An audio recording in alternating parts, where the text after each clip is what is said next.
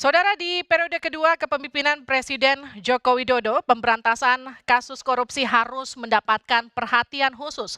Pasalnya, kalau kita lihat indeks persepsi korupsi di Indonesia cenderung turun dalam kurun waktu 5 tahun terakhir. Pada tahun 2018, saudara, indeks persepsi korupsi di Indonesia mendapatkan skor 38 di peringkat 89. Setahun kemudian, indeks persepsi korupsi di Indonesia naik ke skor 40 dan berada di peringkat 85 dari 180 negara. Dari tahun 2019 ini menjadi indeks pencapaian skor persepsi korupsi yang tertinggi sepanjang 25 tahun terakhir. Sementara tahun lalu, saudara, di 2022 skor indeks korupsi di Indonesia merosot tajam. Ini ke 34 dengan peringkat 110 dari 180 negara. Ini jadi penurunan skor indeks korupsi paling tajam sejak tahun 1955. Penurunan skor indeks persepsi korupsi di Indonesia seiring dengan banyaknya pejabat publik yang terseret kasus korupsi dan juga hukum. Kalau kita lihat sosok-sosoknya sudah ada di samping kiri saya, ini sepanjang 2019 sampai 2022.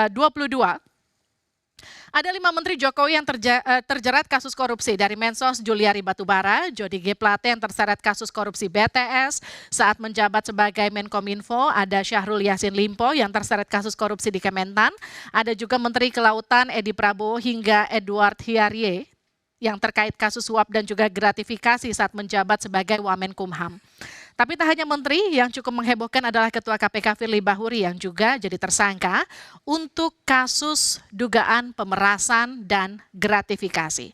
Selain itu, berdasarkan laporan tren penindakan kasus korupsi yang dikeluarkan oleh ICW setiap tahun, setidaknya datanya ini terdapat lebih dari 60 kepala daerah yang terjerat kasus korupsi sepanjang 2019 hingga 2022.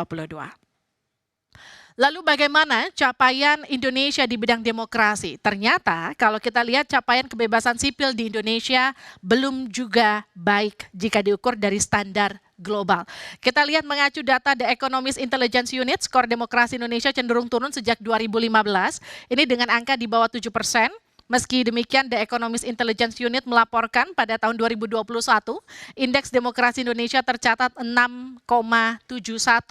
Naik jika dibandingkan tahun 2020 yang tercatat 6,30 dan 2019 yang mencapai 6,48.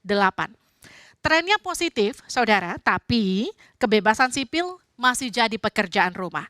Selain itu, indeks demokrasi Indonesia 2020 juga masih kalah dengan sejumlah negara yang ada di kawasan Asia Tenggara, seperti misalnya Malaysia, Timur Leste, juga Filipina.